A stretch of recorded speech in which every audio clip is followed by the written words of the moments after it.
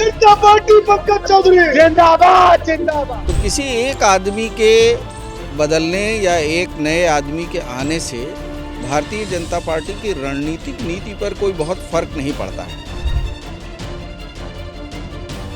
उनकी राह बहुत आसान नहीं है। जो होना है वह योगी आदित्यनाथ की मर्जी के विरुद्ध नहीं हो सकता।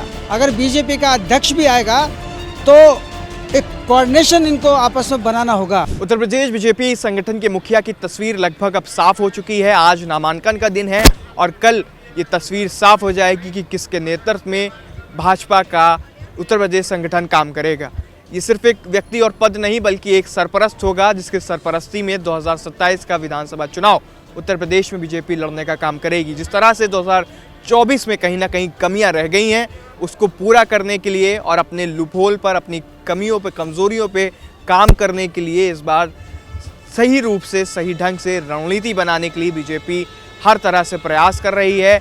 जातीय संतुलन को साधने के लिए, क्षेत्रीय समीकरण को साधने के लिए इस बार एक बेहद अहम भूमिका प्रदेश अध्यक्ष की रहने वाली है। प्रदेश अध्यक्ष के चयन के बाद अब उनके लिए क्या कुछ चुनौतियां रहेंगी, किस तरह से 2024 के नतीजों, जिस तरह से निराशाजनक नतीजे भाजपा के लिए रहे, अब उसको कैसे एक बेहतर संतोषजनक नतीजों में तब्दील करने का काम कैसे किया जाएगा, क्या चुनौतियाँ? देखिए, इसको समझिए, भारतीय जनता पार्टी में कोई एक व्यक्ति चुनाव नहीं लड़ता है और भारतीय जनता पार्टी का पूरा चुनाव संगठन लड़ता है। और भारतीय जनता पार्टी का जो संगठन है वो गांव, गलियारे और बूथ तक फैला हुआ है। तो किसी एक आदमी के बदलने या एक नए आदमी के आने से भारतीय जनता पार्टी की रणनीतिक नीति पर कोई बहुत फर्क नहीं पड़ता है। और ख़ास करके पंकज चौधरी को प्रदेश अध्यक्ष बनाकर भारतीय जनता पार्टी ने जो नॉन यादव बैकवर्ड है उनको ये संदेश देने की कोशिश की है कि हम पिछड़ों के हितों की रक्षा करेंगे। और ऐसा लगता भी है क्योंकि 24 के चुनाव में जो पार्लियामेंट्री चुनाव हुआ उसमें समाजवादी पार्टी से कई कुर्मी सांसद जीत कर आए और कुर्मी वोट डाइवर्ट हुआ समाजवादी पार्टी की तरफ। अब एक कुर्मी ऑलरेडी मिनिस्टर है, स्वतंत्र देव सिंह, जो काफ़ी प्रभावशाली मंत्री हैं, काफ़ी बड़ा विभाग है उनके पास। अब दूसरा प्रदेश अध्यक्ष भी बनाकर भारतीय जनता पार्टी ने कुर्मी वोटों को अपनी तरफ साधने का प्रयास किया है। और पंकज चौधरी चूँकि 7 बार के लगातार सांसद हैं, केंद्र और उत्तर प्रदेश के नेताओं से अच्छी तरह वाकिफ़ हैं, इनकी यहाँ की यूपी की टोपोग्राफी भी अच्छी तरीके से जानते हैं, इसलिए ऐसा लगता है कि उसका भारतीय जनता पार्टी को फ़ायदा होगा और फिर से नए सिरे से जो मिशन 27 भाजपा का है उसकी दिशा में वो बेहतर तरीके से बढ़ पाएंगे। इतिहास कुछ ऐसा है कि जो भी बीजेपी संगठन का प्रदेश अध्यक्ष रहा है उसे प्रदेश के मुखिया यानी सीएम और सरकार से कुछ ना कुछ अंदरूनी कला या अनबन कह सकते हैं रही है। तो क्या इस बार भी कुछ ऐसा रहेगा या 2027 के मद्देनज़र चीज़ें कुछ अंदर ही ठीक रहेंगी? देखिए, यह नहीं भूलना चाहिए कि उत्तर प्रदेश के मुख्यमंत्री योगी आदित्यनाथ हैं, जो एक प्रचंड राजनेता हैं और उत्तर प्रदेश में जो होना है वह योगी आदित्यनाथ की मर्जी के विरुद्ध नहीं हो सकता। अगर बीजेपी का अध्यक्ष भी आएगा तो एक कोऑर्डिनेशन इनको आपस में बनाना होगा।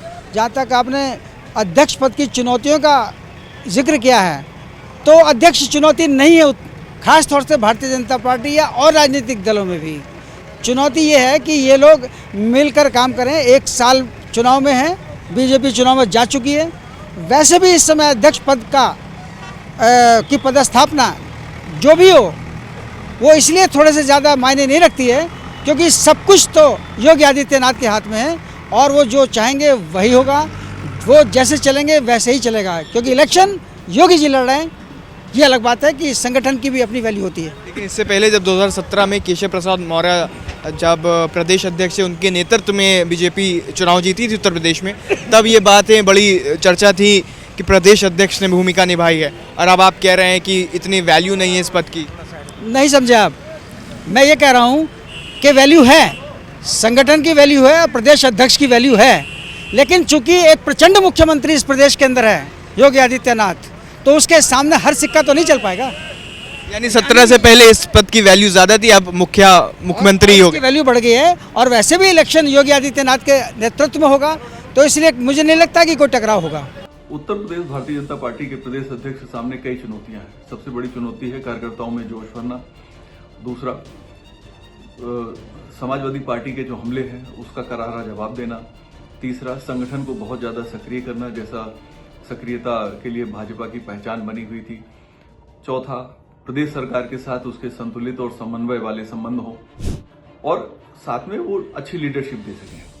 उम्मीद ये है कि पंकज चौधरी नए प्रदेश अध्यक्ष के साथ ये सारी चीज़ें हो सकती हैं, क्योंकि वो डाउन टू अर्थ हैं, बहुत हम्बल है, लोगों को साथ लेकर चलने में भरोसा रखते हैं, लोगों की मदद करते हैं।